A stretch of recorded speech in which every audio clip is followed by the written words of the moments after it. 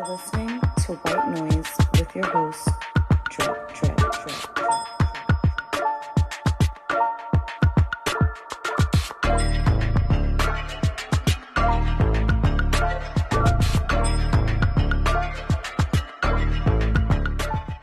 White Noise, Year 2, Episode 3. We're back.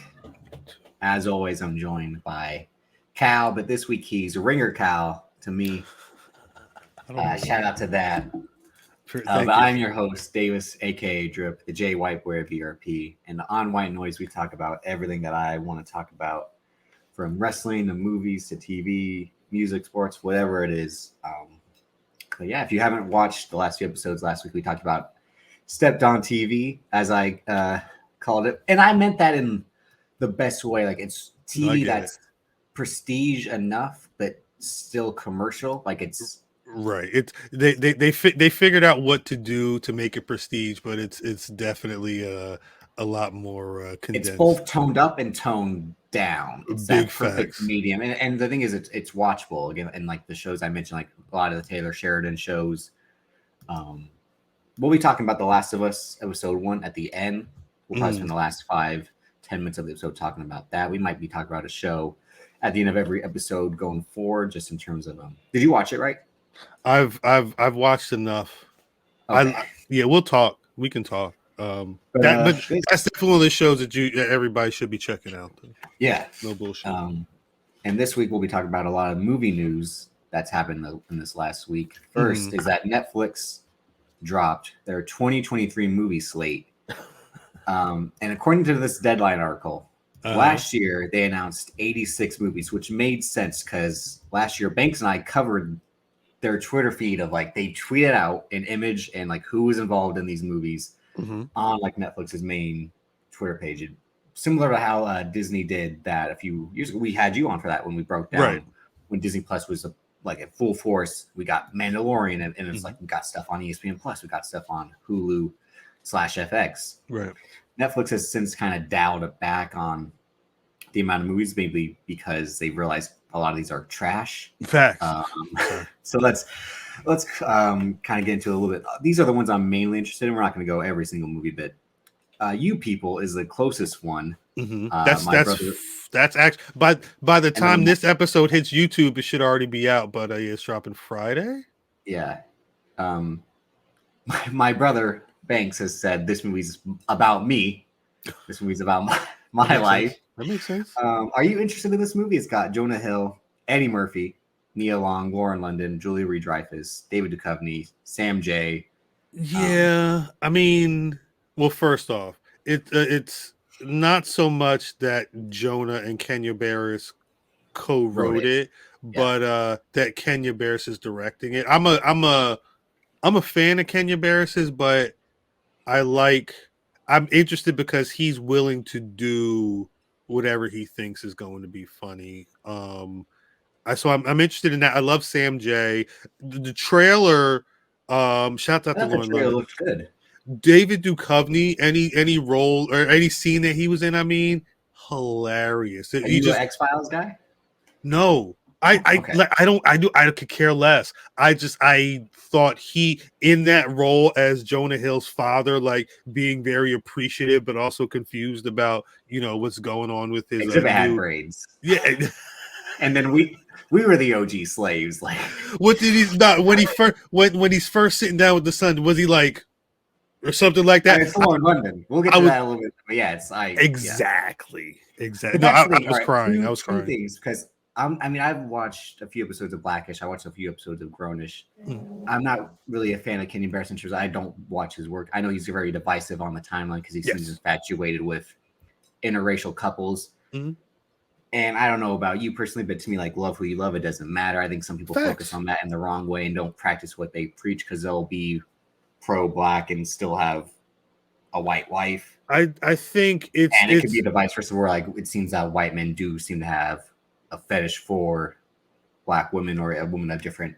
I think and I don't know if this is really meant to be that. It seems genuine in terms of the affection that their characters, Jonah Hill and Lauren London, have for each other. It's just that they think their families will improve because of old school bias and all that, as the rest of the trailer shows that they have this connection. It's just will it work because your family's one way, my family's another? It's the original. I mean, it's not the original. It's the new version of Guess Who's Coming to Dinner. I was gonna say, did you ever see Guess Who's Coming to Dinner? I've seen the original year. So when I watched Guess Who, okay, the Ashton Kutcher, Bernie Mac one, and then my mom made me watch the Sidney Poitier Guess Who's Coming to Dinner. And again, to me, I'm like, why is this a big deal? Because it was at the time. That like at the time that Guess Who's Coming. No, either like even Guess Who, like with Bernie. To me, it's always been like, why? Well, yeah, you grew up in California and all your friends was brown, like it. But that's the thing with these conversations. Like back then, when Guess Who's Coming to Dinner came out originally, that was huge, especially for Sidney Poitier to be that guy to do that. That was huge. And like you said, love who you love. Regardless, I could care less. I've never had an issue with dating outside of your race or anything. But regardless of that, I think it's interesting that Kenya Barris wanted to have this conversation because he does dabble in his last Netflix project, Black AF. That was just his Curb. That was his curve, but that's what I'm saying though. Like he's willing to take those risks, and I think he may have I don't know if this will end up being great, but I'm willing to take based off of the trailer, and based off the fact that I know that Netflix probably let Jonah and Kenya do them a little more than a regular studio would have. They got everyone right involved. I love Julie Louis-Dreyfus, always have. Get me along. Like everyone involved is perfectly cast, and like again, the trailer looks good. Like I laugh at again, and there are sometimes where like racial jokes are funny. Like the what's up with white cuz? He's like, am I white cuz? Like, well, I'm certainly not white cuz. Like, again, that's my life in a way. But, no, big facts. Yeah, very happy to see Eddie Murphy back again since coming to America, and he just he's been talking about Beverly Hills Cop 4 being in the works. That's another Netflix thing he's got coming, right? No, I think that'll be That's not on Netflix. I think that's a theatrical release because with the success that Jerry Bruckheimer had with Bad Boys for Life and Top Gun Maverick, I think he's able to get Eddie Murphy in a. Are you sure? Pretty sure, yeah. I know he's supposed to have a stand-up special with Netflix that was supposed to come out after Dolomite, but I don't know if COVID prevented that or. This is being distributed by Netflix. Beverly Hills Cop Axel Foley is it's set to be released on Netflix. It was, I believe, it was originally supposed to be 2023, but I think that may have gotten pushed back. Yeah, well, I read something where Eddie Murphy's like, "Listen, I can't do the physical stuff that Tom Cruise can do in Top Gun Maverick because they're the correlations of like they started this in the 80s and are coming back to it 30 years later." Eddie Murphy's like, "I've been on the couch. I sometimes I wear a back brace. Like, listen, don't expect me to be running around like I did." Oh no, of course. Back in the day. I think that's kind of what this is. Like Taylor Page and Joseph Gordon-Levitt are in this. Yeah. I think there's just a number of people that are reprising their roles, but it sounds like there may be a little torch passing. And I just wanted to point out Jerry Bruckheimer Films and Paramount are listed on here as producing the film alongside Eddie Murphy Productions. But Netflix, that's a loss for Paramount, given that they had a good year last year with they had a phenomenal year, but they also people don't know where to find Yellowstone. They come to me if you want to find Yellowstone, my friend. I just had to hook up Yellowstone. I had to grab that in 1883 and 1920. I'm not watching them. It's not for me. It's for the squadrons. But anyway, really, who in your life is interested in those shows besides? The homies that are into movies and TV. It's one of those. Is this good? And one homie's like, yeah, I fuck with it, but it's kind of crazy. And they're like, all right, yeah, we may need to check this out. So then I'm tasked with providing access. So but yeah, it's that Yellowstone Taylor shit. I didn't realize. Speaking to people at work, that's why we did it last week. I had to put people like it's a lot. I finished Tulsa King, which was the Sylvester Stallone show, but I was correction from last week. Taylor Sheridan didn't write every episode of Tulsa King. But he has written every episode of Yellowstone, 1883, 1923, and Mayor of Kingstown, which came back. But I haven't watched that first episode of season 2. But he is a producer, and he did create Tulsa King. But that's more Terrence Winter, who did Sopranos, Boardwalk Empire. That's more his. Okay, gotcha. I think Taylor Sheridan just stamped his name to it and did have input as well. But I think he's not the showrunner like he will be for these other shows. And has which makes sense when he has to create this Bass Reeves show with Dennis David Quaid Oyelowo, and Dennis Quaid just signed on to that. Yeah. Morgan Freeman just signed on to Lioness, the other show that is in the works. Oh, I did see that news. That's interesting. People in the older ages. Kevin Costner, not Kevin Costner? Who's that in? No, Kevin Costner. Harrison Ford. Is 1923. Yeah, and he has an Apple show. That's the poster I show. When I saw the 1923 poster, I was like, "Shit, that's Harrison Ford." Taylor's because I was 1883 was a mini series that they were gonna make season 2 of, but then that just became what is now known as 1923. The goal was to do different eras of this family's life. 1883 was like the original founding members of the Dunstan, and 1923 is their like spawn, like their kids. It was supposed to be 1932, but they pushed it a few years earlier to avoid like the Great Depression. And all that. Hey, that's very smart. I want to they're gonna be depressed. No, I'm kidding. But the reason was like at the reports like, well, we might be heading toward a new Great Depression, so let's kind of steer not get people out of here. But it seems like these types of shows are very good to get older actors or actors who may not be on TV regularly. It says Academy Award nominee Harrison Ford and Academy Award winner Helen Mirren on the poster for 1923. But I'm saying like they're not just like because Julia Roberts' first TV thing was Homecoming, but she like it had to be I'm producing or at the very least the commitment is only going to be 6 episodes and not 10 or 20 or whatever. I don't know. I think she would only do that with the way that show was by Sam Esmail, who writer director. Right. Of every episode. We'll get to something related to those two a little bit later, but another movie I'm somewhat interested in by Netflix on my birthday. So this will go up February 24th, while Cocaine Bear is in theaters the same day. So this might be like a which one am I choosing? Even though I'm not going to see Cocaine Bear. No offense to. Wow. I'm not interested in Cocaine Bear. No offense to my guy O'Shea. No offense to O'Shea Jackson Jr., my guy. It's his birthday as well. We share the same birthday. That's what's up. I like him. But it's We Have a Ghost.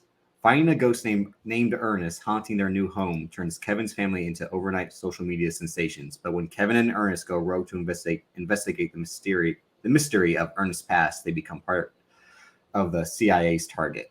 So it's called We Have a Ghost? Yeah, based off this short story called Ernest. Oh. David Harbour's playing Ernest, and Anthony Mackie is playing Kevin. So like Kevin and his family have this house that's being haunted by David Harbour.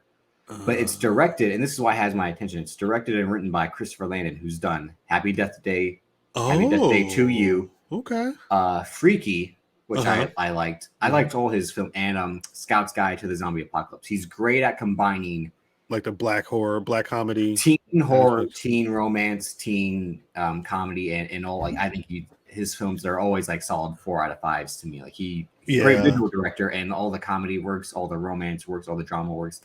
It has a heart to it too, and he is. I wasn't with you till you said Happy Death Day. I really liked Happy Death Day to You was cool. I got tired of the expansion of the premise. Like it gets it's too much at a certain point. But I really like the mix of unabashed horror with a bunch of comedy, and I'm not the biggest Anthony Mackie fan, but David Harbour could be. I'm not the biggest David Harbour fan, so I'm more like on the Anthony Mackie side when it comes to this. We'll see. I mean, this has my attention, but it's because of who's in the director's chair. That's the only that's one of those I'll watch it, and this is what we talked about. I think in the past, where like if stars don't draw, it's who made it, which is why again this whole show can have a Danish cast, but it's by Nicholas Winding Refn. Like that's why I'll give it the shot instead of like I don't know any of these actors. I would say go away. Let me see what else. I wish that you could make this show go away, Mew. Extraction 2. So did you watch the first Extraction? That was with Chris Hemsworth. I stayed awake for most of it. I definitely remember the opening sequence. It was crazy. That was a Russo brothers thing, right? So the Russo brothers, one wrote it and they produced it, and Sam Hargrave, who was a stunt coordinator and stunt man for Chris Evans on the Captain America films, directed it. This was that was his directorial debut. So this is basically an Agbo Russo Brothers Company's production. Their hands are involved in this. And as we spoke when we did The Gray Man last year, a fellow Netflix film, what Extraction was great at, the Gray Man wasn't, in terms of like great action. Right. But what was bad about Extraction was like, it's just a basic, I gotta save this kid story. I mean, The Gray Man was the same thing, but it had the charisma of Gosling, and the over-the-top performance of Chris Evans as the villain. So Extraction was basic. Those two combined would have been like a great film. No, facts. You're right. You're right. Mm-hmm. You're right. It's funny, and this is what I mean. Like Chris Evans, Chris Hemsworth, like in these Russo brother produced action films, seems to be Netflix's forte. What could even be like? What was left to Extraction that we need a second one? They couldn't. Well, don't forget, he's supposed to die at the end of the first. And his body's like all like shot to shit, and then he like falls over a bridge into the water. And it was like he's dead. The kid lives. Spoiler. That movie did not. I have no recollection of a lot of this, so yeah. But they did a teaser like a year and a half later. I think it was during last year's Netflix slate like this, where they're like Extraction, like they show him like waking up in the water or something like that. It's like Tyler Rake lives. It's like it almost could have made more sense as a prequel instead of like, how does this guy survive all these gunshot wounds? But they showed the featurette last year at their Tadum event, which was like their Comic-Con. And Sam Hargrave talked about like, we have this great wonder that goes like the course of 10 minutes, similar to the first one had something like that, where like he's fighting in an apartment building, then they go into a car chase. Right. Yeah. I'm into it just because the action looks good. Again, it'll be a solid 3.5, 3-star. But you hope. You hope it hits. No, it will be. I'm saying the action will be like top notch because Sam Hargrave did a good job with the action in every part of the film. But so I'll be interested in that. They cloned Tyrone. This was supposed to come out last year. And I don't know why they pushed it. I think they pushed it because Jamie Foxx had Day Shift, and that wasn't that good. So I think they wanted to save another Jamie Foxx Netflix film, not like oversaturate the market. But I saw you post this on your Instagram. Are you interested in this? Oh yeah, I've been hyped. I remember. I feel like it was a teaser or a trailer that I saw a while ago. That's it. They had the trailer in the fall. And it's kind of like sci-fi blaxploitation. The look of it seems like interesting with John Boyega, Tiana Paris, and Jamie Foxx. But I don't know if it'll be good is the thing. I don't know if I'll check it out really. But the look is like, I like the vibes they're trying to go for with it. The costumes and the story. I mean, the fact that it's a conspiracy about Black folks possibly being cloned. I mean, right, and then it's some like weird blaxploitation style like. Come to save the day ass cool cats trying to I was into it when I first saw the teaser footage, and I'd forgotten that it was going to be coming out soon, so I'm 100% on board. John Boyega and Tiana Paris. I really like Tiana Paris as well. I think she's a great actress. I'm hoping Jamie Foxx is good in this. I just don't want somebody to slick Charles. I don't want him to mess up the game, but we'll see. I feel like this could be one of those ones. Now, when this trailer came out last year, I'm like, oh, they just had the Gray Man. Now they're making the Gray Woman. It's Heart of Stone. Rachel Stone, played by Gal Gadot, is an intelligence operative, the only woman who stands between her powerful global peacekeeping organization and the loss of the most valuable, dangerous asset. So, like, this is a hard fucking pass. So when they show the trailer, I'm like, no, thank you. Greg Rucka wrote this. He wrote, I think, The Old Guard and no, was that Gary? I think he wrote the story to The Old Guard. Jamie Jordan's in this. Everything about this is just like, no, thank you. And this is probably why Gal Gadot's returning to the Fast and Furious franchise, because Wonder Woman's done, and this movie won't be the franchise they think it will be. Right. She had Red Notice, and there's supposed to be a Red Notice too. But as Hollywood's seen The Rock's failure with Black Adam, I think Netflix might pump the brakes on Red Notice 2, considering how much it cost and how little it delivered. Don't disrespect Black Adam. Oh my God! Don't ever disrespect Teth Adam. I was a slave that turned into a king. Whatever the fuck you said. And this is what I mean. So they kind of back-to-back passes in terms of like genre, like spy fiction, spy action. Like this is Lift. An international heist crew is recruited to prevent a terrorist attack and must pull off the heist on a plane mid-flight. This is by F. Gary Gray, who legend. I mean, Friday, Straight Outta Compton, the Italian Job. Yeah, he's done some good action. The Fate of the Furious. Even Law Abiding Citizen is solid. Like F. Gary Gray is that guy. Even though he did have Men in Black International, which that was a paycheck job. I think they forced him into. That was his house. Whatever, where he should be living somewhere beautiful off that movie. But it's written by Emerald Fennell, who did Promising Young Woman. Yeah, and Simon Kinberg, who is like all-time Hollywood scam artist, trickster. Like, don't trust anything that has Simon Kinberg's name attached to it. That's an interesting group of people. All those X-Men films Simon Kinberg's attached to, they're not good. He's a nice guy. I enjoy. I know you've talked to him, but that's a nice guy. Go play with your kids. Don't feed me your bullshit, Dark Phoenix. Like he had to get that one out. He said, wrote Jumper. And Jumper is one of my favorite bad movies, but Jumper is like appalling. People love the only good thing he did was create the story of Mr. and Mrs. Smith. But like there you go. That movie is only good because these people ended up fucking for real. Yeah, because they had that chemistry. And Doug Liman's action direction at that time had a decline. Well, I guess we'll see. But guess who's the cast of this film? It's Kevin Hart. So already I'm like, no, I don't believe Kevin Hart is the guy running the crew to pull off a heist. Okay. This is just as bad like in Hobbs and Shaw when he was supposed to be like this special forces guy. Yeah, I was. It's like I don't believe this for a second. I didn't like that part of that movie. Gugu Mbatha-Raw, Vincent D'Onofrio, Billy Magnuson, Jacob Batalon, Jean Reno, and Sam Worthington. So it's like decent cast, but no, it's a no for me. Yeah, it's a decent cast of like this is like what's a good analogy? What indie tournament would have like all your favorite wrestlers, not like the G1, but like this is like a Bola. No, don't compare Bola to that. This sounds this is the Bola of what's the like the tournament, the specific tournament. We will have a movie that is somewhat similar to Bola. I mean, a movie that's somewhat similar to No, it's the SmackDown World Cup. That's what this sounds like. This is the SmackDown World Cup of heist films. It's not a bad thing because Ricochet got off, but you're not going to see these people in the main event at all.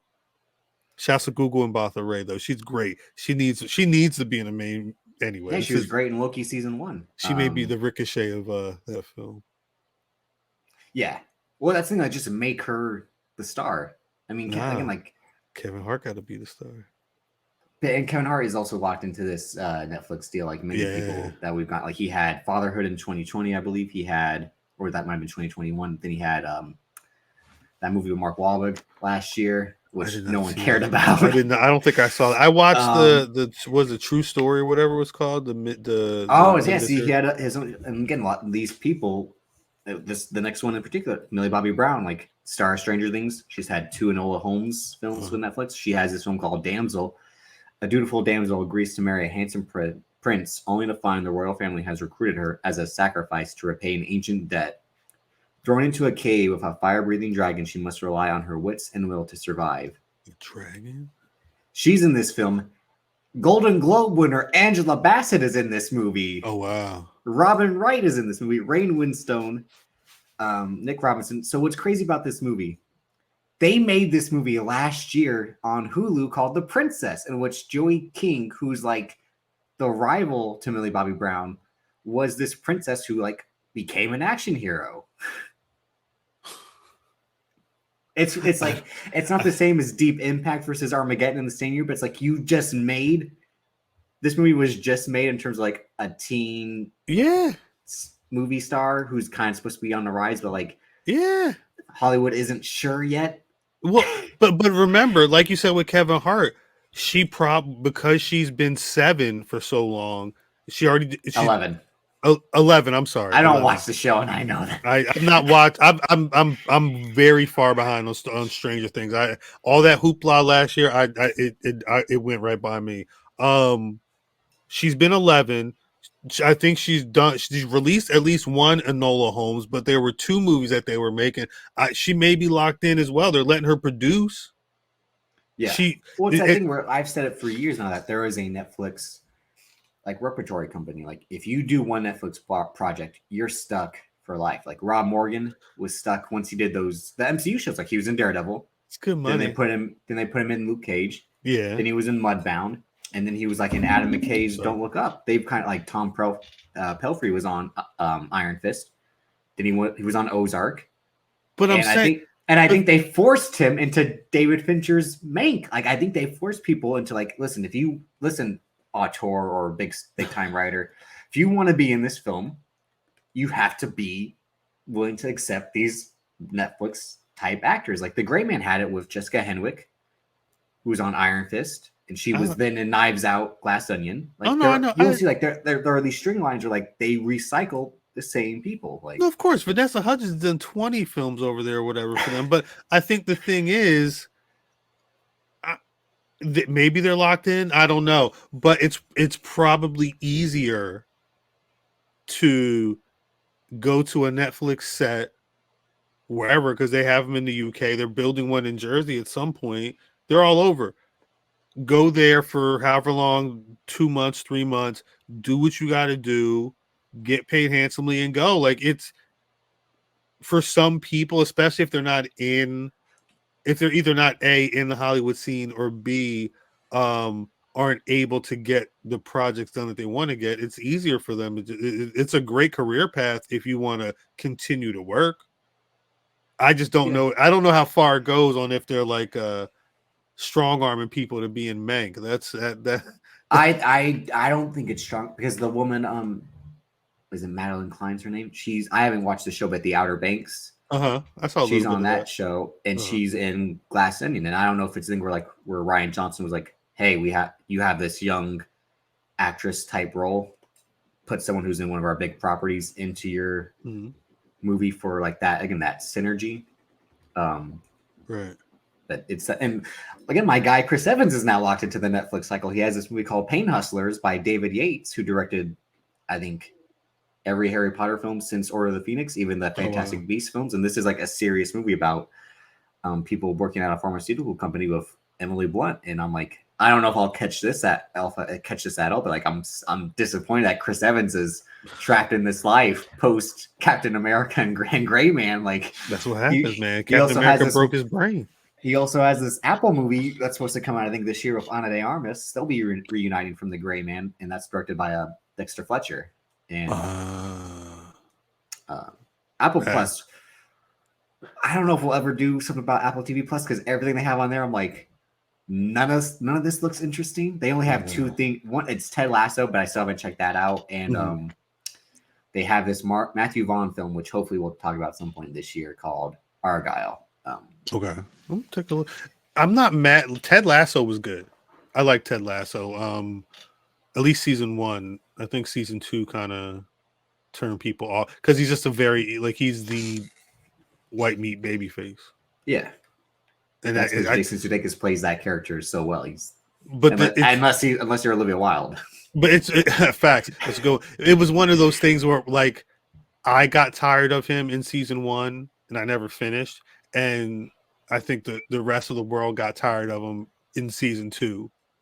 I think they have another season coming. I mean, hell, they keep winning awards. Is the final one. Yeah, but it's that's probably good that they're ending it now instead of like season 6 where people really don't fuck with Ted Lasso.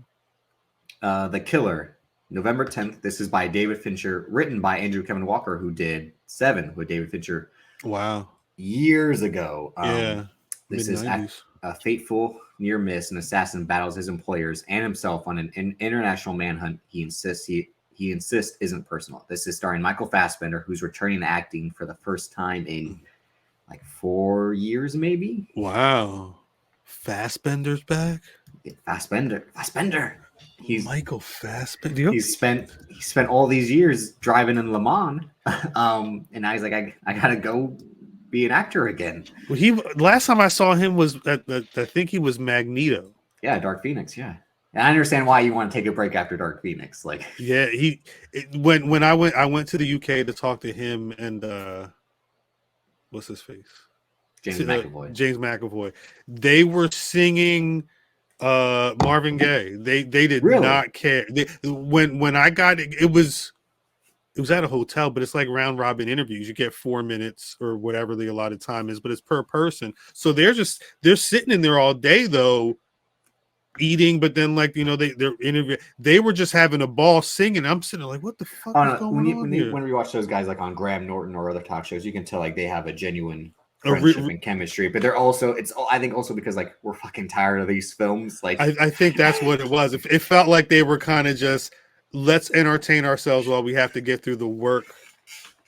But interesting time. But David Fincher, again, this is his second Netflix film. The first was the aforementioned Mank, which I asked you when Mank came out if you were going to make a shot. You said black and white. Fuck no. Like, no, that's so far from what I want to watch. Yeah. You said it's black and white, and I don't care about Citizen Kane. I'm like, I haven't seen Citizen Kane, but I'm just checking out because it's David Fincher, and he did Gone Girl, one of my favorite films. Again, 7. Girl with the Dragon Tattoo is great. Again, he's David Fincher, but now that David Fincher again is stuck in Netflix hell because studios won't give him money.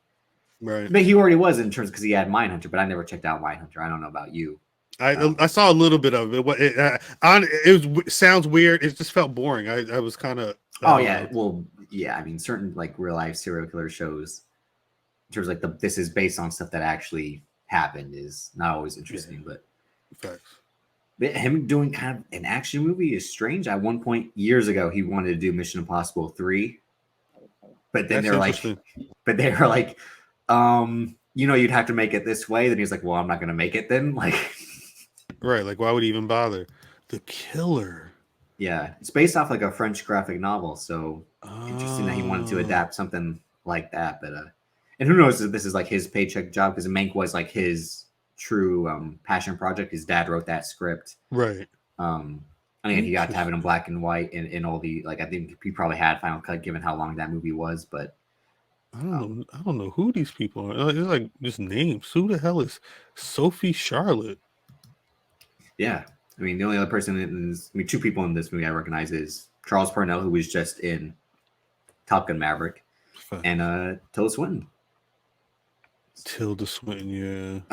Leave the World Behind. This is by Sam Esmail, written by him as well. This is his first return to film in years. He did this movie called Comet before he did Mr. Robot. That's an interesting film. Okay. If you've never seen that, starring Justin Long and Emmy Rossum, who would go on to marry, or they're just together.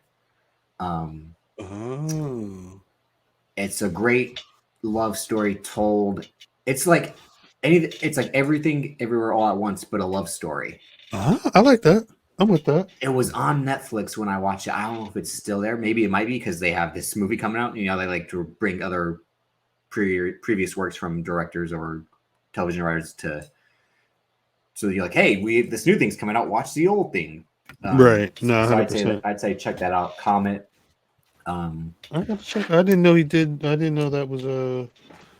I try and watch his shit, but I never. I'm not up on that at all. It's a family vacation on Long Island is interrupted by two strangers bearing news of a mysterious blackout. As the threat grows more imminent, both families must decide how best to survive the potential crisis, all while grappling with their own place in this collapsing world. It seems like Julia Roberts and Ethan Hawke, who I can't stand. I've never liked Ethan Hawke, which is why Knives Out, Glass Onion, I'm glad he shows up, gives them the medicine, and then leaves. I'm like, perfect use of Ethan Hawke. Let's get him out here. It seems like they're a couple. And then Mahershala Ali, 2-time Oscar winner, future Daywalker, Blade. Mahershala Ali is the other star of this film. And Kevin Bacon is also listed. Word. So this might be, I think, a little bit like there's an apocalypse going on, maybe racial tension. Like, I think it's a black couple shows up at a white couple's home. So it might be Sam Esmail doing not like a Jordan Peele. Oh, he's done it with Mr. Robot, obviously, like capitalism being the end of the world. Yeah. So, but these is black people. And Homecoming, I didn't watch, but Homecoming was basically about like PTSD and wars. That's the other problem with this country is that the war complex. Yeah, this is something I'm interested in, even though I've lost favor with this guy in the last couple of years. It's Zack Snyder's Rebel Moon. Are you aware of Rebel Moon? No, but he sounds like somebody else who he may not be wrapped up in Netflix hell, but he definitely found after Warner Brothers. No, Netflix is now in the Zack Snyder business for real. He's that's mutual. When they did the zombie movie, and then they made the prequel or whatever to the zombie movie. I said, "Wow!" I was surprised that when I heard that they were connected. I was like, "Wow!" I didn't think that people cared that much. That was bad, and this is why Netflix is in the fucking shithole it's in because here's why, because they announced Army of the Dead, like Zack Snyder's coming over. We're doing this whole deal with Zack Snyder and any future projects with Stone Quarry that he wants to do. They're like, before Army of the Dead comes out, we're doing a prequel about the guy who breaks the vault in Army of the Dead, and the guy who breaks the vault, the safecracker, is the guy directing Army. What would they call Army of Thieves? And Army of Thieves is so. I watched it. It's so bad. It's like, and it has Natalie Emanuel, who's just like beautiful woman. This movie is so bad. Yeah, it's supposed to be like a satire on heist movies. Oh yeah, I guess. Like there's one guy who's supposed to be like the main action guy, and there's one guy supposed to be like the getaway guy. There's one hacker chick, and there's Natalie Emanuel being like the one who's the Vin Diesel of it, and then he's like the nerdy safe. It's just tropes on tropes on tropes. It's horrible. So silly. And they also announced an Army of the Dead anime about the events prior to the film, in terms of like them actually fighting the zombies, because it starts with the outbreak, and then years later we're gonna go rob this safe in Las Vegas. So they got into the Army of the Dead business from the start, and this is what the problem with Netflix was 3 years ago, which is why they're now like, oh, we got to cut back because we invested everything into these. Like I think it just aired. There's a whole Witcher spinoff that probably no one's talked about unless they watched The Witcher, and it has probably future Oscar winner Michelle Yeoh as the star of it. My wife has watched a couple episodes, but she was a Witcher head. That's what I'm saying. Unless you're a Witcher head, like I need more Witcher. Like as much as I love the Gray Man, even though I hate the Gray Man as well. Yeah, when they're like, we're gonna do the Gray Man too, I'm like, that makes sense. And like we also might do the Ana de Armas movie. I'm like, I don't want that. No offense to her, but like she's doing Ballerina. I don't want to see her do another Ballerina again because the character of the Gray Man seems like she was completely made up to be in this film. Like to have a whole sequel, And that's the Netflix problem, is like they'll milk everything for what it's worth. And now that they have Zack Snyder trying to make everything a franchise. Yeah.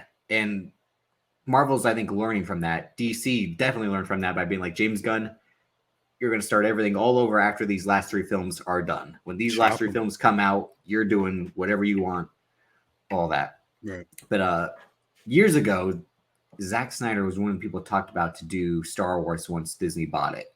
And they ultimately picked J.J. Abrams. But I think it was like, the reports at the time were like, it's Jon Favreau, Zack Snyder, and J.J. Abrams. And it was like, J.J. Abrams is the obvious choice because he did Star Trek like a Star Wars movie. And I love that Star Trek movie. And then they were like, well, Zack Snyder still might do a Star Wars movie that's very Seven Samurai inspired. And that's what this movie is. Since they didn't give him his Star Wars Seven Samurai, he made it himself. Because here's the plot line. When a peaceful colony on the edge of the galaxy finds itself threatened by enemies of a tyrannical regent Valerius, they dispatch a young woman with a mysterious past named Korra to seek out warriors from neighboring planets to help them take a stand. That's Star Wars meets Seven.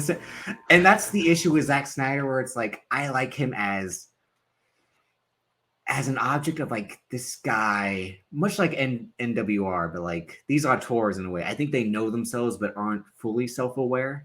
You know, like Michael Bay. Indeed. And the irony is like Michael Bay and Zack Snyder went to Wesleyan together. And they couldn't be more unaware, but aware of themselves. Like Zack Snyder is this artist. He paints, he draws, but he's fucking tatted up. He hits the gym.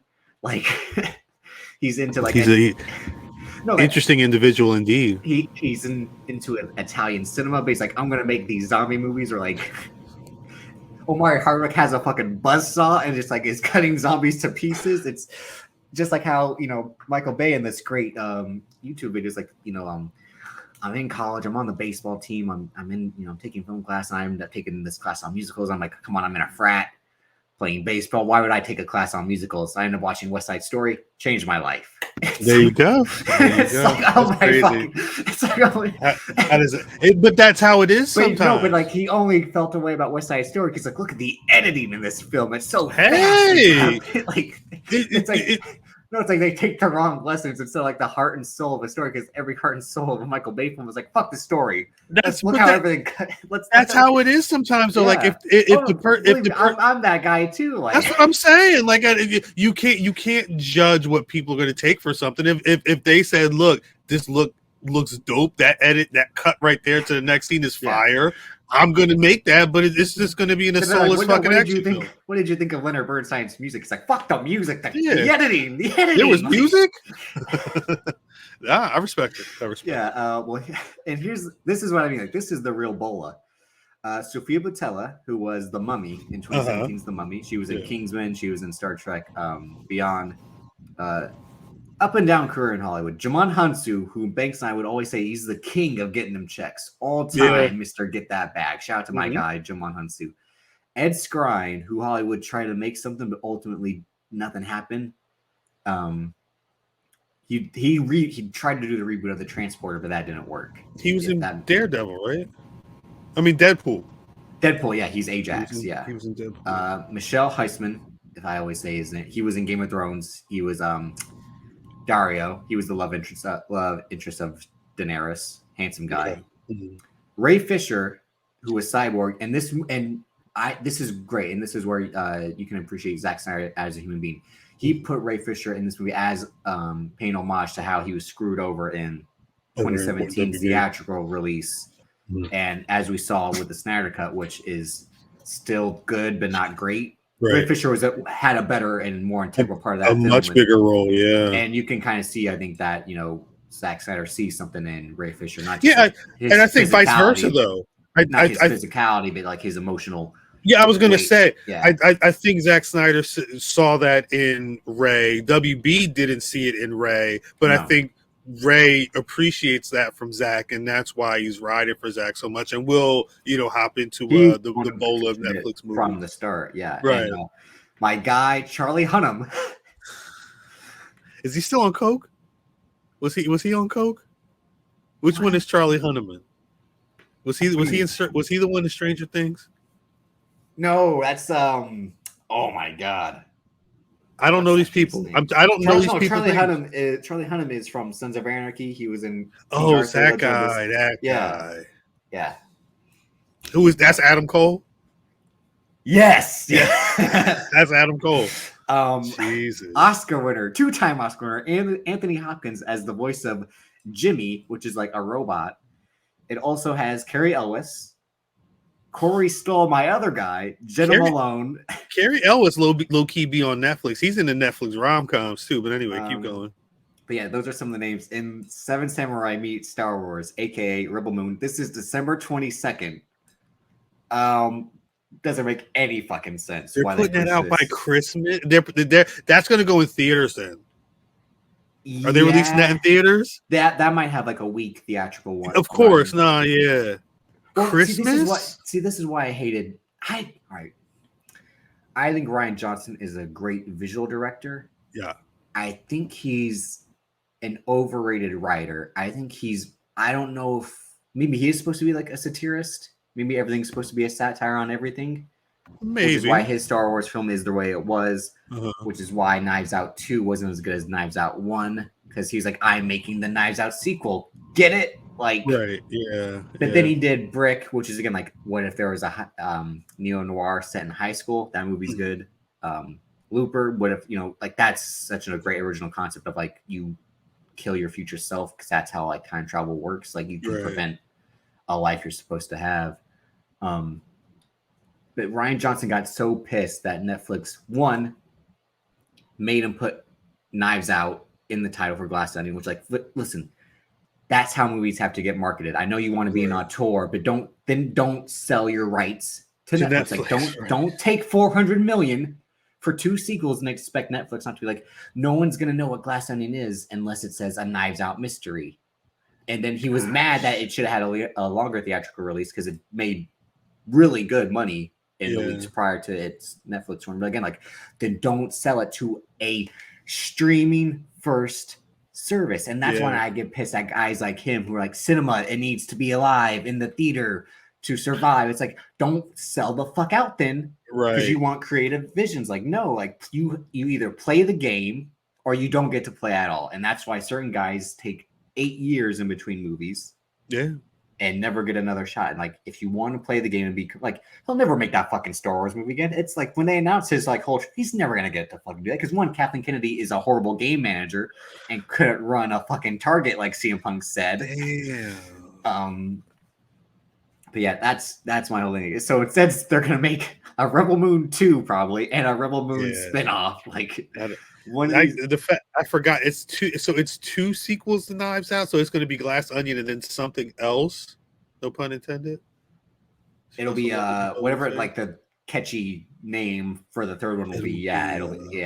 Knives Out, Glass Onion, Burger Time, or I don't know what the fuck it'll be called. It's something weird. Anyway. But, and I think that is the final one in terms of the ones. Oh no, the one thing I'm looking forward to and have been looking forward to for years now. Mm-hmm. It's funny. I was listening to the Big Picture yesterday, and they had their 2023 movie auction for the first half of the year, and my guy Chris Ryan picked this film as well because it doesn't have a date, and it's Gareth Evans returning to action. It's called Havoc. Okay. Starring Tom Hardy. Oh. And anyone who doesn't know, Gareth Evans is the guy who did The Raid and The Raid 2. Mm-hmm. He's done Gangs of London. I haven't finished Gangs of London. Yeah, I haven't finished the first season, but that show it's great. Season 2 just came out. Mm-hmm. He did this interesting horror film called Apostle, which was on Netflix. So that explains why this is now a Netflix film as well. Starring Dan Stevens. It's set in like in Ireland and like I think it's like the early 1900s or late 1800s. About like it's very interesting, and it's more horror based. And he, I think, had done like a few VHS segments prior or like in between the Raid films. So like Gareth Evans, which makes sense why like his action kind of has like this there's a killer after you vibe to it, just in terms of like its intensity and fast pacedness. And but like, I've been looking forward to this movie for 2 years now, because Banks and I have talked about this whenever we would review the upcoming movies. When we did it for 2021 and 2022, I'm like, I'm looking forward to this Tom Hardy action movie by Gareth Evans, and we haven't seen a trailer. There's only like 2 or 3 set photos of Tom Hardy on like a sidewalk in what looks like the winter, but it's the premise is a drug deal goes awry. A detective must find his way through a criminal underworld to rescue a politician's estranged son whilst untangling his city's dark web of conspiracy and corruption. Forrest Whitaker is also in it. My guy Timothy Olyphant's in it, and Timothy Olyphant, the man that Hollywood should have made a movie star but failed. Luis Guzman, Michelle Watterson, who's a UFC fighter. This movie again will just be Tom Hardy kicking ass, and I don't want to see Tom Hardy do Venom. I want to see Tom Hardy do this. Right. No, right. Damn. Like, we'll see. It's I think that's the key, but he likes being Venom. Like he wants to be Venom so bad that he put Venom 2 on his back. That was his concept. That was his banger. He did everything he wanted to do. But him in these roles is why people bang with Tom Hardy. This will be interesting. Hopefully it comes out. Hopefully it comes out this year. Again, why do we like Tom Hardy? Like, look at him in Inception. Charming, charismatic guy. He does a little bit of action in that. Look at him in The Dark Knight Rises. He's Bane. He kicks ass and wears a dope coat and a dope mask and has this amazing accent. What's your favorite Tom Hardy movie or role? That's a good question. Let me make sure I'm looking at everything he's done. Because I've liked not Bane. It's his filmography. I feel like there's a film of his. Is it Fury Road? You know what? I wouldn't be surprised. I do like Fury Road a lot. Maybe it's probably Fury Road. It's probably Mad Max Fury Road. That's probably my favorite movie by his, but my favorite role is him in Dunkirk as the pilot. I thought you were going to say Al Capone and Capone. No, I haven't seen Josh Trank's Capone. I just heard he shits on himself the entire movie. I also liked Locke, the movie where it's just Tom Hardy driving in a car. Yes, that's that A24. Yeah, that might have been one of their early ones. Yeah, I think it's early A24. Yeah, it's early A24. Yeah, he's great in that. Written and directed, I believe, by Stephen Knight. Who that guy's got a career. That's interesting. But that's the movie I'm looking forward to out of all these films. And of course, it doesn't have a fucking date attached to it. Like this Netflix slate looks, with the exception of Rebel Moon, which I think it's going to be good and bad at the same time, like most Zack Snyder stuff. I can see that. Extraction 2, again, like all these are like solid 3 out of 5s. And maybe giving it 3 out of 5 is a lot. These 2? I may start at 2 with an Extraction. 3 out of 5 is almost a 4. Extraction is a. Well, I always 2 out of 5. Like that's the you got. Well, no, but what I'm saying is like the David Fincher film might be a 4 just because it's David Fincher. He'll always have like what's Extraction 2 going to have to do to be a 4 out of 5? No, its only ceiling is it's good action. Like I don't want like Chris Hemsworth as an actor is a good actor. Like he's better when he's like funny, as we've seen with Thor Ragnarok. Not so much with Thor Love and Thunder, but him just kicking ass is one I want to see. Like this movie should almost just be like a silent film, with the exception of its explosions. Like maybe I'm harsh because your 3.5 sounds like my 2.5. If that's an interesting dynamic. Our ratings, if the ceiling is but I learned early. Well, you think like something like Nope is a 4, right? Nope's a solid 4. Some people don't agree though. I think Nope's like a 3.5. I think Nope's a solid. I think the thing though is the last, like I said, the last 40 minutes, it's like the last 40 minutes are a 4. Everything else is a 3.5. I might be 3 3/4. Nope went up to a 4 after I rewatched it. It was a 3.5 for me initially. But I also, if I think something's a 4 when I first listen to it or first hear it, it's a 3.5. I have to. I can't. It's if I start giving things 4s, everything's going to be a 4 because I like it, and everything isn't a 4. So I have to. I scale it back, and then if I rewatch it and I can readjust, I'll readjust. But it's if action is what makes the Extraction work, it's a 2.5 for me because everything else is garbaggio. But that's why I wonder, like, if the ceiling for Extraction 2 is 3.5, what would like one stellar acting performance make it a 4? Like how much work would it have to do to earn that extra half a star? I'm not one of those people who complains about like length of movies unless a movie's like truly long. Mm-hmm. Like Extraction just needs to be like 90 minutes, kick-ass action. That's it. Like don't drag out 40 minutes of no, we need to do this right for the right reason, or like tell me about yourself. Like no, like just like let's get to the point because that's what this more or less is. Like don't hide anything. Like the whole point of like the first Extraction, like the Russo brothers would say, like it's another lone wolf and cub story. This guy has to rescue this kid and take him to the other side of the country. Right. He's been kidnapped in this power struggle between 2 gangs. He has to get him to the side where he's allowed to be, and he has to fight all these obstacles in his way, similar to Mandalorian, Last of Us, which we'll get to all of that. So don't get like drag me down to like, well, the kid's dad's a warlord and the kid wants to play the piano and all this and all that, and like Chris Hemsworth had a son and he died, and when they try to really make it like a movie is when you tap out. When it's gonna be like so basic like that. That's why when the Gray Man was like, it could have been so much easier if like the movie was centered on them being friends now rivals instead of like they kidnapped the girl and then they kidnapped Billy Bob Thornton and now he has to rescue them both. It's like I'm not mad at like Taken type stories, but like the better story is Chris Evans and Ryan Gosling could have been like colleagues, and one was more psychotic and the other was just like, I'm here because I have to be. Like it's that thing where you can tell the better story and you don't. 100%. No, 100%. I agree. Damn. But there's this video, and I'll tweet it once the show's released, by this amazing YouTube account called Rossatron. See, this is the stuff I'll watch on YouTube, like these video essays about films. And this guy Rossatron does amazing video essays about action films and how they're choreographed, the editing and the cinematography. And he did one about visiting the set of Havoc when Gareth Evans was just pre-visualizing all the choreography and fight scenes. And he did that like in February of 2020. So that's what I mean. Like when this movie has been in the works for years, which makes sense given like when you watch The Raid 2, no one can do fight scenes like that without the amount of time and prep, because when that's one more than not, they're trained stuntmen more or less. Like someone like Iko Uwais is also a good actor for what the film needs, but like only he's a real martial artist. Like they can't just teach, anyone to do that. Damn, this Rossatron page look interesting. Yeah, I'd say check it out.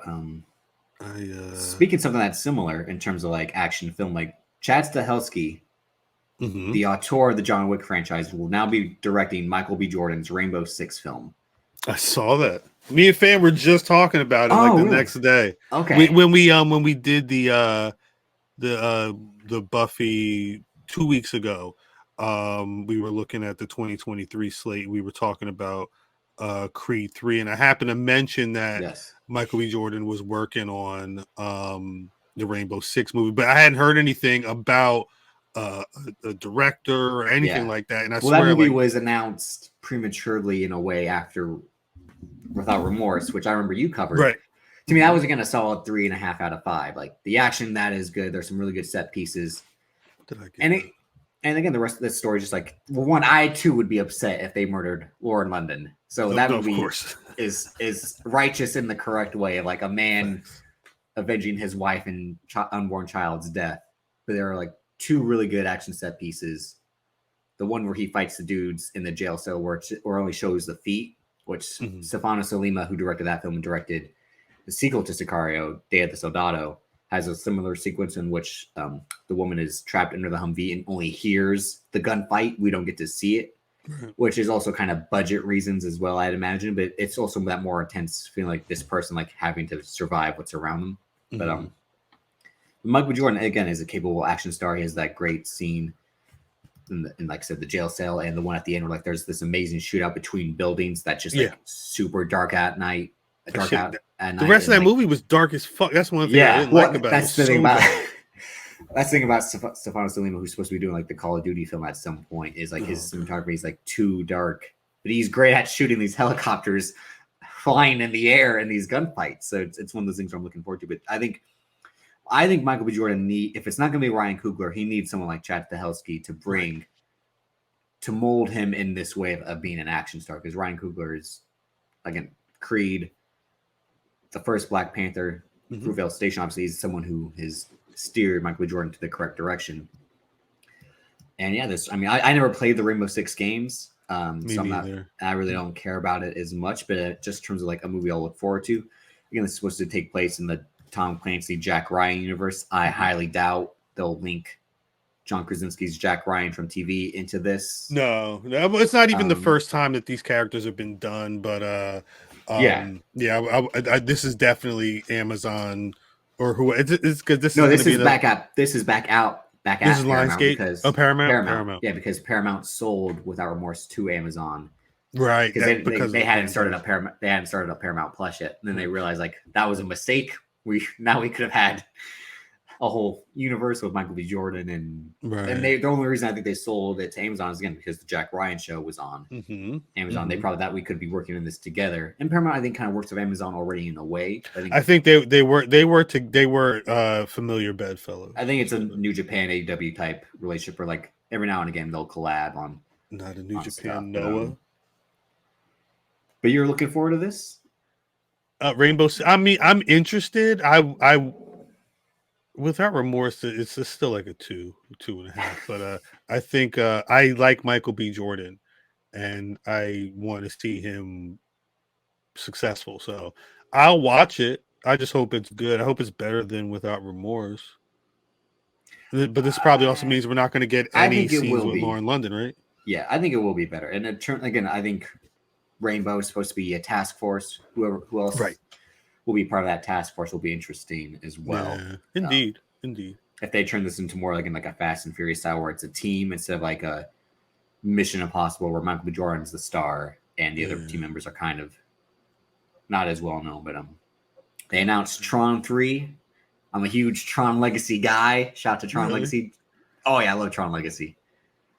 But the unfortunate part about Tron 3 is that Joseph Kosinski's not returning to direct. He did Tron Legacy. Right. And then he did Top Gun Maverick last year. Also Spiderhead, which is okay. That's a Netflix movie. Well, again, a good steady performance by Chris Hemsworth, where he's not like an action guy. He's acting in that movie. He's doing this F1 film for Apple TV, which I'm looking forward to, but there's no date for that yet. Brad Pitt's supposed to star in that film. My dream is Tom Cruise to star in that film as well, because they were supposed to. I think it was first reported that when Tarantino was doing Once Upon a Time in Hollywood, he wanted DiCaprio as Rick and Tom Cruise as Cliff. But then he chose, I think Tom Cruise backed out and then replaced him with Brad Pitt, given their previous relationship in terms of Inglourious Basterds. But Jared Leto is going to be the star of Tron 3. Not excited about that. My guy, Garrett Hedlund, another guy who Hollywood should have made a big... Like, Garrett Hedlund should have been Han Solo when they were going to do the Han Solo movie. No offense to Alden Ehrenreich, but Garrett Hedlund is as close to Harrison Ford as you can get. Anybody would have been better than Alden Ehrenreich, where the fuck his name is. But fucking Jared Leto. But Garrett Hedlund is available. He's on Tulsa King doing a supporting role. My guy has the time. In the credits, it says with Garrett Hedlund. He's the second to last build on that show. And I'm like, I think he's, again, another one of these guys that Hollywood try to make something. He was in Four Brothers, a Friday Night Lights film. And like Tron Legacy was supposed to be a big deal, and it did so. I loved it. Again, I like cycles. I like dope cinematography. I like action. Raheem Ronin, who's worked on like the Pirates franchise, will be directing this. So like, will I give this my time of day? I don't know. What I'm more pissed about is at Disneyland, they've now announced that there will be a Tron ride. Oh god! No. But it opens 2 days after Mania weekend, so I'll be gone when this ride's supposed. That's all I've wanted is just to go to Disneyland to be on like a Tron ride. You gotta. How long after you're there? Realistically, I probably could go there and then catch the late flight. I was gonna say maybe you extend a day or something. If you can. We'll see, but I'm more pissed. Like I'm like, you sons of. No, that's crazy. The timing of that is terrible. Yeah. Oh, I should have, because this is still in the Paramount world. I had this in order, but I forgot to say. But the Scream 6 trailer dropped. Did you catch this? My son was telling me about. I didn't see it, but he mentioned that Ghostface had a gun or something. He has a shotgun, Cal, and it's about time that someone in charge of this franchise is like, fuck a knife, get a gun. So is the idea that there's more than one Ghostface, or like there's people who are influenced by the Ghostface killer? So all right, I had said when we did Halloween that I preferred Scream, even though I haven't seen the most recent one, the one that came out in 2021. I'll be able to watch it now because I still have Paramount Plus, and now it's on there. So I'll probably be watching that later tonight. But what was supposed to be Scream 5, just titled Scream, aka, is again Ghostface is back. They brought back Nev Campbell. Right. Well, Ghostface is always back because there was Scream, there was Scream 2, there was Scream 3. So it's a thing where like. And they're always connected somehow through a sibling or whatever, or a friend of someone was now the Ghostface, and it all like it's convoluted, which is why it's good and great. I prefer Scream in terms of, like, I like the slasher style compared to like the Michael Myers horror style. Well, that's also big. Like it's a horror movie that's also about horror movies. Yeah, I'm not completely into like the Kevin Williamson meta-ness of it. I do respect it. Like, oh, I'm supposed to be scared now, aren't I? When I'm on the phone with you, get it? Like, it's interesting. The Drew Barrymore scene is fucking classic, though. Yeah, from the first one. But anyway, but no, it starts out with them in a bodega, which is like a horror movie in New York City makes 100% sense. Oh yeah, like I love it. Especially when the trailer ends with them on the subway and there are people in Ghostface costumes, and then there's one Ghostface staring at them. It cuts to like a dark tunnel, like they pass through, and then the Ghostface is like right up in front of one of the characters. So it's like I'm in. With a shotty? No, but when he has a shotgun, I'm like, finally, the slasher became a shooter. Like, My son wasn't happy because I guess Ghostface thing has always been a knife. But yeah, it's supposed to be. It's also like, but to reinvent these movies and not have them be different. The guys who did Scream 5 are doing this. They were called Radio Silence. Like that was their name. Okay. They're probably like, how can we update this to make it fresh? Like, well, let's give them a gun. Like, a gun, yeah. And that's not like. It doesn't take basic science to figure out like that's different, but yeah, it's like imagine this terrifying figure that somehow is like not entirely superhuman, but like can get up, chase after you. It's the most terrifying thing, and the whole point of Ghostface, which is why I enjoy it, is like one, the costume, but also like anyone can be Ghostface, a man, a woman, any person, any type can be Ghostface, but like they just have this will to kill. And this one's like, fuck this knife. I'm picking up the shotgun. Like, yeah, no, that makes sense. I like it. If you're really not trying to play games, because I know the whole point of having like the knife and like, like chasing after them, like between like the hallways is like, I'm gonna get you. Like the shotgun's like, nah, let's get this shit over with. I'm for real this time. Damn. I'm with it. That's March. I'm with it. Yeah. Some TV shows coming back this year. Cobra Kai's 6th and final season. Yeah, I've enjoyed Cobra Kai. I've never watched. Get out of here. I'm over it. Were you into the Karate Kid? Yeah, that's the thing. Like I'd seen all the Karate Kid movies, and when they got I saw all the Ralph Macchio ones. I didn't watch the others, but by the time they got to the third film, I think it was. I'm over it. Like and then Cobra Kai's more. I'm over it. Like I get it, and I hear it's very good teen drama.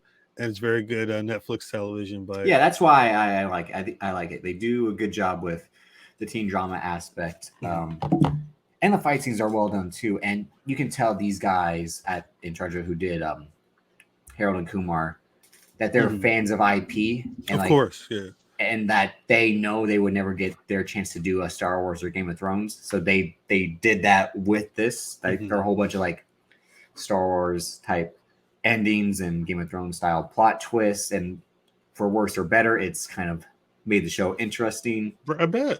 But to do it on the scale where it's like Karate Kids, which is why I enjoyed it again. And it's one of those things where like it's not set on TV, but it is just something that is watchable. Is what I'll say. Like you can just put this on and watch 4 in a row or whatever. So and it makes sense to end now before these kids get too old and it gets too ridiculous. Right, 100%. They also been burning. It's like every year was another season. They did 2 seasons last year, and that was the thing I forgot to talk about on my best of. And I think that's a problem too. Is like maybe not like streamline this so much, but it made sense how when Netflix got it, they made the 3rd season, and then like I said, they did 4 and 5 within the same year because I think they realized the demand was so high, and I think also too like let's capitalize on these kids while we got the chance, not in a negative way, but like these kids will outgrow this and probably move on to other things. Like the main star Miguel, he's going to be Blue Beetle. For DC, which is amazing to see.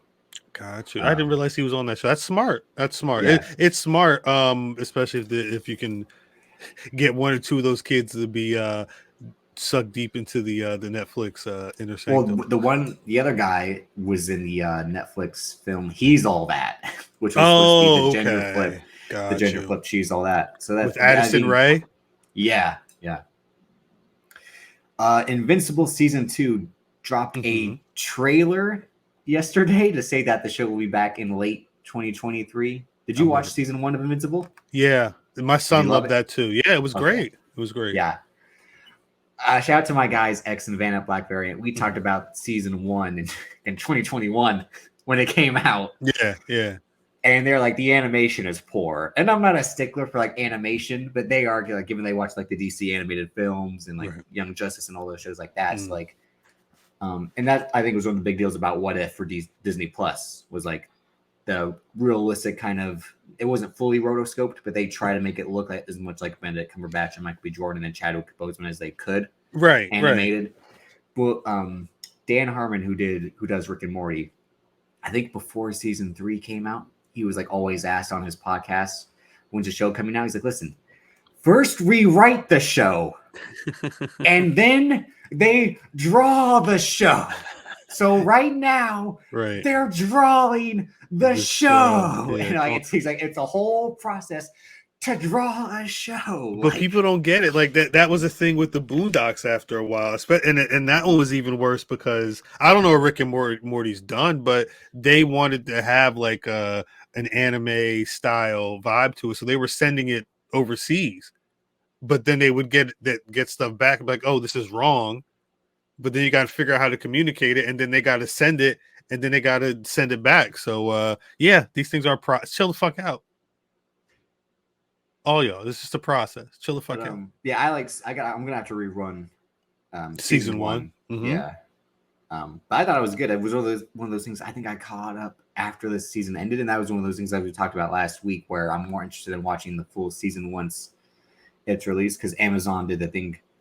I don't know if they did 3 episodes at once like they did with The Boys season 2, and then it was week to week after, because what was so great about The Boys season 1 was there was a hole there.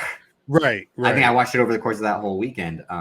But that's their normal. Hulu does that too. The 3 episodes to start. Yeah, they're starting to with certain shows. Yeah, and with Invincible, again, it makes sense to milk that so people don't churn once your show's there. Where someone like me, like when the show, if I'm not already subscribed, when that show's there, I'm gonna resubscribe, burn through the show, and that's it. But exactly. But one of the best things about Invincible was the all-star voice cast. Again, like Sassy Beats, Seth Rogen, Walton Goggins, obviously J.K. Simmons, Stephen Yeun. Like it's a solid show. And Mahershala Ali was on it for like 2 episodes as a voice actor. I'm like, all right, like they knew the action what they were was doing.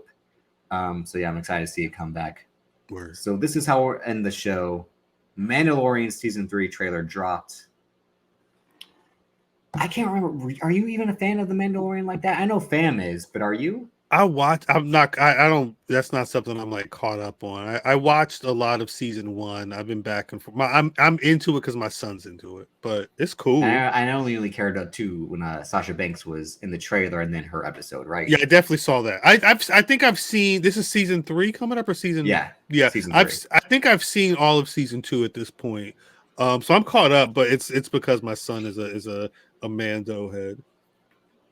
Again, I really enjoy the show. I'm probably going to do a rewatch as well. Mm-hmm.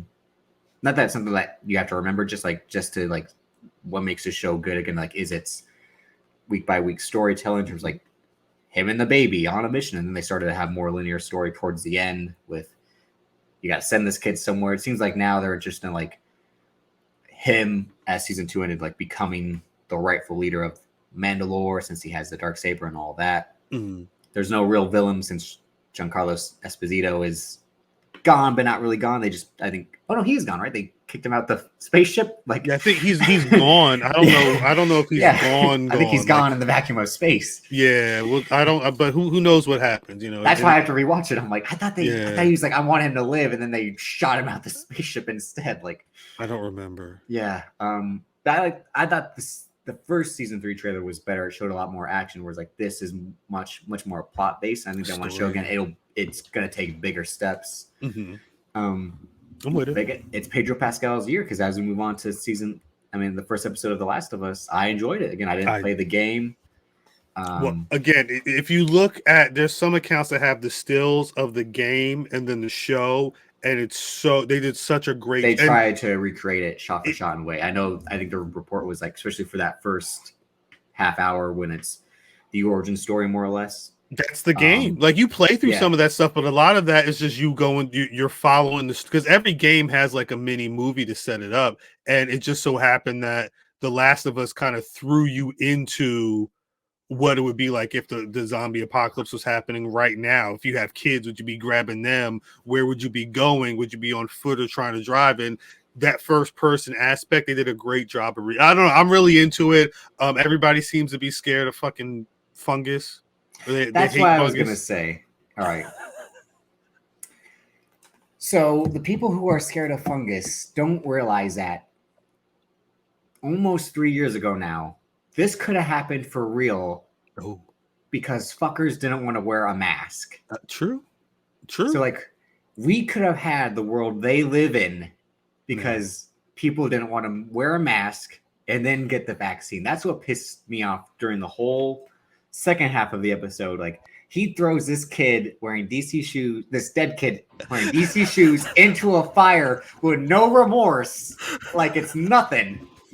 And people are like, "Oh my god, can you imagine?" I'm like, "No, I can't imagine because we could have gone there if you would have." Fucking spores, bro. Whatever the hell this shit It's is, like he's wearing a mask when I know it's the odor of like dead bodies, but like even he knows like it's not a good like that's why I'm so mad. Like, oh my god, should we be worried about the fungus? No, be worried about the fucking germs that you didn't want to cover up when you didn't want to cover your fucking mouth and wear your mask below your nose and not at all. I understand. Ignorant ass people. That's why I got so mad during the second half of that episode because I'm like can the mushrooms happen? It's a fucking video game, and then it's a fucking TV show. Like I hear you because when we were doing and Watch that's not even as upsetting as this poor girl being innocently murdered because again, and that's as real as it gets. Like the police, or in this case the army, are the real villains. Men that just follow orders. Right. There's that great line I'll always remember in X-Men First Class when Magneto, after when he's about to kill Kevin Bacon's character, is like, I've been at the mercy of men following orders, and that's why he kills him, because like, I'm not going to be the better man, the bigger man. I'm going to seek revenge. So like when Joel beats the shit out of the cop at the end, he's like, I've been in this scenario before, and someone died. I'm not going to let that shit happen again. Like, word, damn, interesting. I thought again the show was I thought they had a different director attached for the pilot, but I didn't know that the creator Craig Mazin directed the pilot until the credits came up. I'm like, oh, and I wasn't aware of any of that. I just knew that as the week was building towards the first episode, it seemed like everybody was dumb hype about it. I'm all for this. I want this show to blow up. It couldn't have happened to a better story, a better game. But is there a game?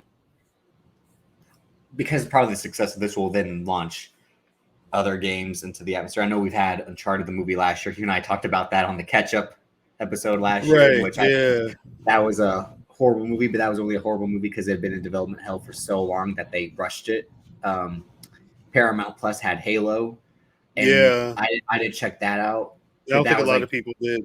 But it's like, how can you make a show about that? Which is why I don't think that was well received or talked about as much, because it's like I listened to a podcast the other day where they talked about how it's really the season's really just a prequel to what the game is going to become. Well, because they made a point to like distinguish between the game world and the TV show world for a lot, because there's things that happen in the show that don't happen in the game. Yeah.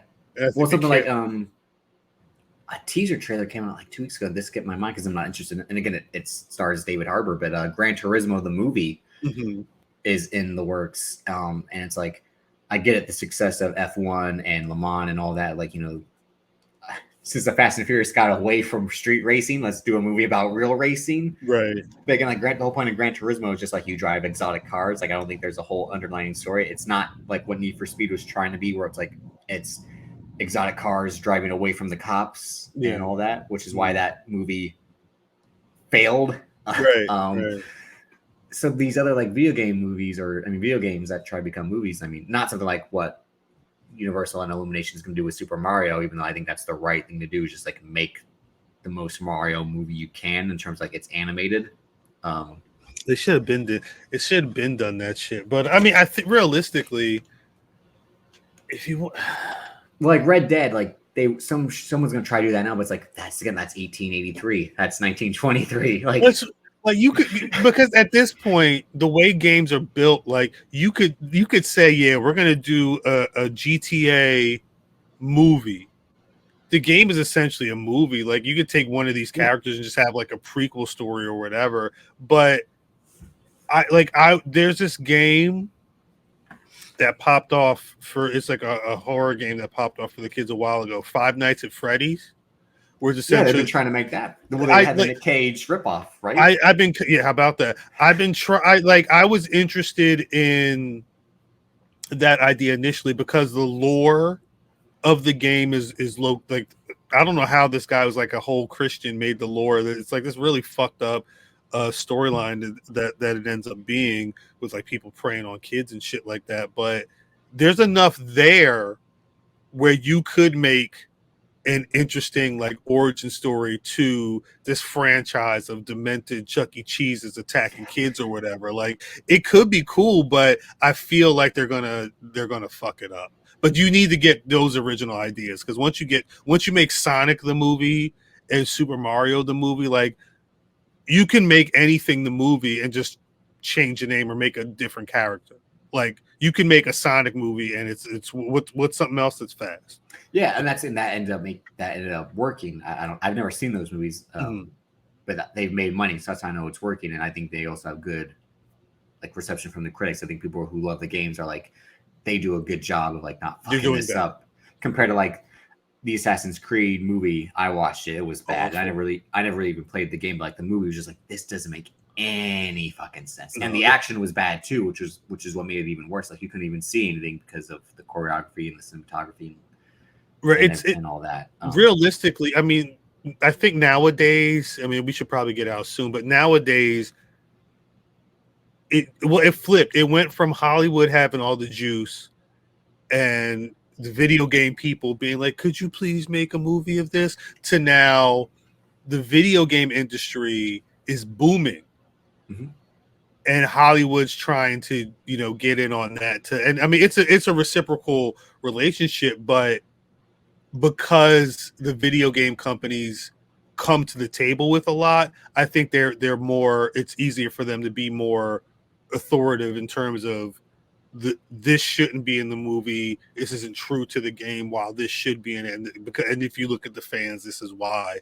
The game's kind of flipped, so they're able, like if they make a Fortnite movie, come on, like that could be the end of, like if you make a Fortnite movie where like Goku and Thanos and all these other characters. That's why Ready Player One they thought was going to be like a success, right? Is that like it's a fictional property that incorporates real life everything IP from everything and everywhere, and I mean, who they get to make that movie? None other than fucking god of cinema, blockbuster movie making Steven Spielberg. And I saw that movie in the theater. I didn't think it was bad. I thought it was all right. It was all right. It wasn't terrible, but that movie is basically Fortnite. Like you create your avatar, and again, a Batman exists, a Gundam exists, an Iron Giant exists, and you play this game. And I think for years I've said what HBO needed to do is just like make Mortal Kombat the show. Like you can turn that into a Game of Thrones type show with the gore and action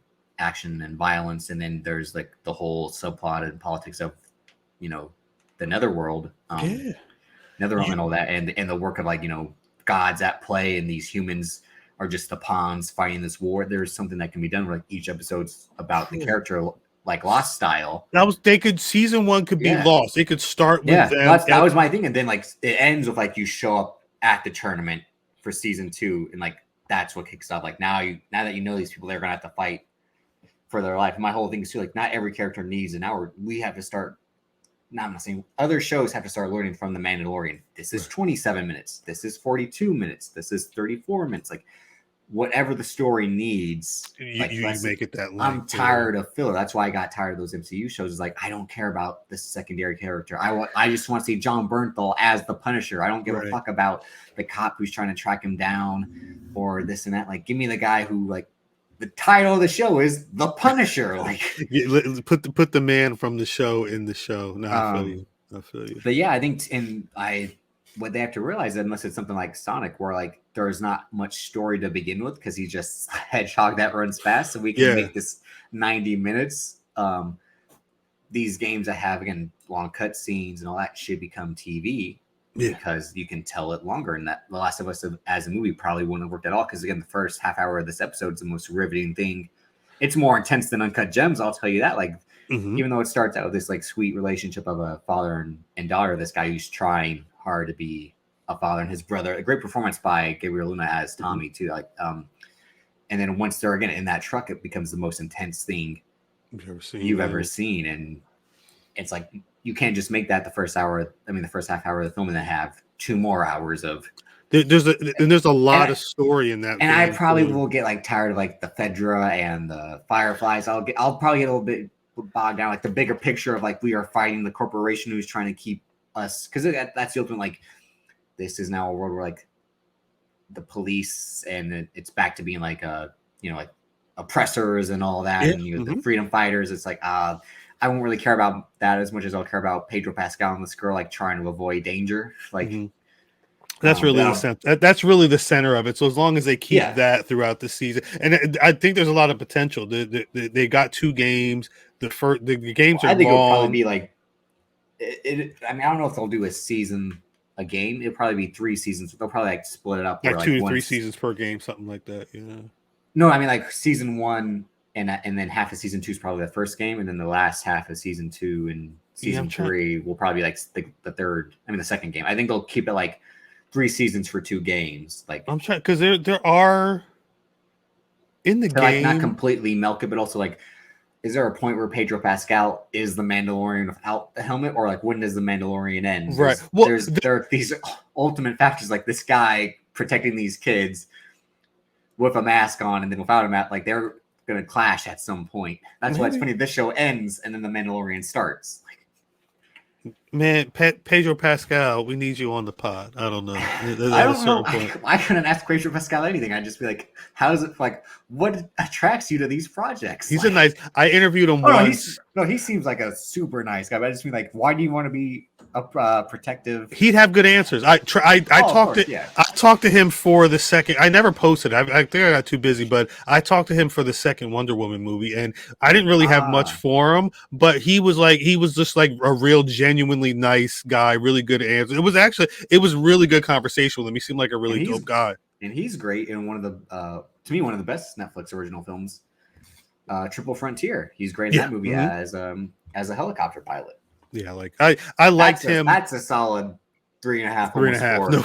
Yeah, it's almost a 4, but it gets a little too long. But it's my guy Garrett Hedlund and Charlie Hunnam. No, yeah, I remember. That was was that Ben Affleck?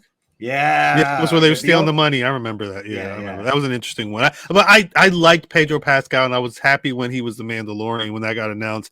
And it feels like he's kind of just been moving ever since. So hey, if you're not watching The Last of Us, get prepared, because I think I don't want to go too crazy. I've not seen it, but the critic streets are really talking about one of the early episodes of this first season as like some best TV episodes of the year type shit. So if your timeline hasn't been infected by the fungus yet, they probably will be. If not this weekend, very soon. Very soon. If you don't let it get to you about the upsetting first 30 minutes, which I'm like, how could anyone then play the game?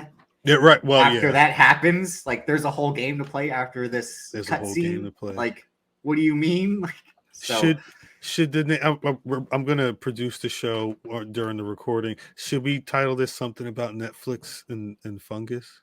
It's like there's a real correlation between Netflix. I'm trying to figure it out. Yeah, and the fun. Maybe we can come up with that offline. But hey, Drip, this has been fun. But I really do. We should wrap this thing up. Yeah, we'll be back next week talking about Darby Allin. Yeah, I think it's time I spend some time on White Noise talk about Darby Allin, our current TNT champion, fighting champion. Yeah, this guy. This guy. That's the new picture? Yeah, this is from the current title reign, yeah. Hey, good for him.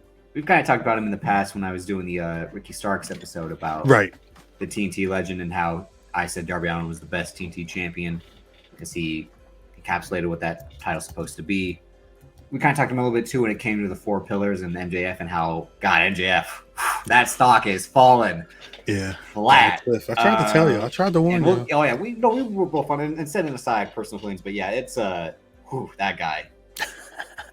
His lies, there was some truth in those lies. As you said, don't believe his lies. Because I tried to tell y'all. And we might get that a little bit next week, but yeah. Is there anything I should recommend? Like watching wise?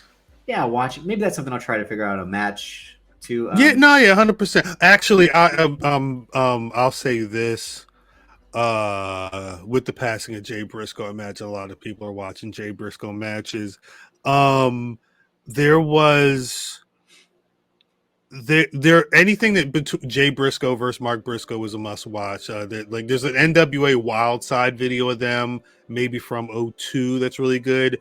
You could watch the fight in the farm, but I don't remember the date, but it's Jay Briscoe versus Mark Briscoe in like a hardcore match, and I think it's HCW is the name of they were fighting outside. It was like outside in a couple of like gym shorts, and they were beating the shit out of each other and one gym shorts facts. And it was just like there's one point I think Jay hit Mark because they were like doing the punches back and forth, and he just wound up and said pop. Speaking of punches going wrong, I said, oh shit. Speaking of shit going wrong, Kazuchika Okada kicked the fuck out of him. I loved that when he got cracked in the face, he said, "Am I bleeding?" He went full, and then he goes like full Henry Hill against Bruce the Neighbor. He was fucking everybody up. I swear on my mother, you touch her again, you're dead. Like he was screaming backstage. And they like Togi Makabe had to come and be like, hey, chill. Calm the fuck down. Calm down, Okada. I told, Banks and I were talking about this morning. And I'm like, the guy after Okada wouldn't stop us, we're like, my bad. Okay, yeah, I get it, my bad. And Okada's like, you're dead. Like it was a keep him here. Like, was that kick? That kick was that I don't know about. I don't think it was planned to. I think the kicks to the back. Okada. I think the kicks to the back were planned, not this like kick. That kick to the face. Yeah, he got him. It was a good shot. Okada like turns into a fucking mad dog. He wasn't having it. I almost retweeted that on the timeline, but I would have felt bad because he was the kick is bad, but then he fucked that guy up. And then they get him backstage, and he's like, "Get the fucking camera out of my face!" Like, yeah, he was. Jay White, again, the patron saint of white noise. He like quote tweet and said, "There he is," and like that's the real Okada, the Okada I know. Like this, he's not a nice guy. That you think that was the subtext to it. But no, I love it. He legit had that like pistol whip energy that Ray Liotta had in Goodfellas, and that DiCaprio had in The Departed. He just like shut the fuck up, and he beats the shit out of him. Scorsese created the two best pistol whipping scenes, of all time. On Mayor Kingstown, there's an amazing scene where Jimmy Renner pistol whips the shit out of this dude in like episode 4 or 5. Yeah. And it's just insane. I'm like, pistol whipping, like, fuck, if you pistol whip me once, I'm like, just shoot me already. Like, don't do it again. Like, yeah, I'm like, don't beat me with the gun, just shoot me already. Yeah, just kill me. If you're gonna beat me in the head, just shoot me in the head. Yeah, because that's crazy. Mayor Kingstown, he shows in these cops, one of them is his brother. It's like it shows like he's got protection, like, and everyone's like gonna let him get away with what he's about to do. Like he just beats this mobster up with this fucking gun, and he just goes. And then the whole time he's like, you know what the definition of insanity is? He's talking shit too. He's like, it's doing the same thing over and over and expecting a different result. And this guy just like busts over. He's like, so why the fuck do you keep doing this? And Jerry Renner just like beating the shit out of this dude. I'm like, see, that's why it stepped on TV, because you need that shit. Like, you need that nonsense. A man just pistol whipping another man, and I'm like, pistol whipping I think is the most vicious form of ass kicking there is. Like that. No, I'm with you. Don't pistol whip me. Just shoot me. Just shoot me. Like, that's why Matt Damon says it when they're in the other. It's like, just shoot me already. Why? Just because he's going to jail, but it's after he's got the shit beat out of him by like a small pistol. No, that's nonsense. That's straight nonsense. Again, and Scorsese's like, violence. I can't do violence, but I'm just gonna. That's what I'm saying. Beat the shit out of another man. All right. So we're gonna run the pistol whip scene almost again. 15 years after Ray Liotta did it, he's like, DiCaprio, you haven't done in a while. I haven't had a man beat another man with a gun. Here, so hold why don't this. You try it? Like, hit him in the head. He's like, Leo, Manny, come here. I want you just gonna beat the shit out of you with this gun. It's gonna be a really cool scene in the picture. You got, it's gonna be blood all over, and he's gonna be like. It's too much. Trip. That's what he said, and but he's also like, I can't watch it, so like. Right. It doesn't look good on the monitor. I can't see it because he can't have sex scenes like he. Let me know how it looks. Yeah, Martin Scorsese, amazing director, all timer. Scared of his own work. Funny enough. It happens. Nah, but Trip, where can the people find you, man? You can find me on Twitter at Davis AK Drip. Even though I try to stay away from the timeline, as Pam says, the timeline will be timeline. That's why I always just tweet show links because what we got going on here is most important. That's White Noise on the Patreon, then on YouTube a week later. On the YouTube, we got something else with Fam and Low the Vote every Wednesday. We have Black Wrestling Proper every Thursday night. Mimi, Math, Fam, Cal, maybe a special guest. Who knows? The chat's active as well. Join us as we recap the week in wrestling or stories or whatever else we get to. What else? We got Black Watch every Monday on YouTube with Fam in Downtown, Tony Brown, Bulls in the China Shop with Vin, Mighty Vin of Wrestler Rap and Oddball, and Mike Sempervivi. And Black Wrestling Reaction Club. Wrestling. Wrestling Reaction Club, Podcast Club, whatever it is. It's Cal watching stuff, trying not to fall asleep. Gosh. I'll come over and do some White Noise type watch alongs. I got to figure out something that'll be interesting. We'll see. To do over there. But we're going to be doing a lot this year. I'll tell you that goddamn much. Yeah. I'm at Cal on Twitter. I think that's it. At Black Wrestling on Twitter, Facebook, and Instagram. BlackWrestling.com is the website. You can find the Black Wrestling Podcast on Spotify, Apple Podcasts, Google, wherever you get your podcasts. We should be there. YouTube.com/Black Wrestling. If you're watching this show, you're seeing it a week late because you should be on the Patreon paying the $1 or paying the $10 to catch this as it drops in real time. I think that's it for this week. We'll catch y'all with some Darby Allin shit next week. Peace. Yeah, absolutely, Rick.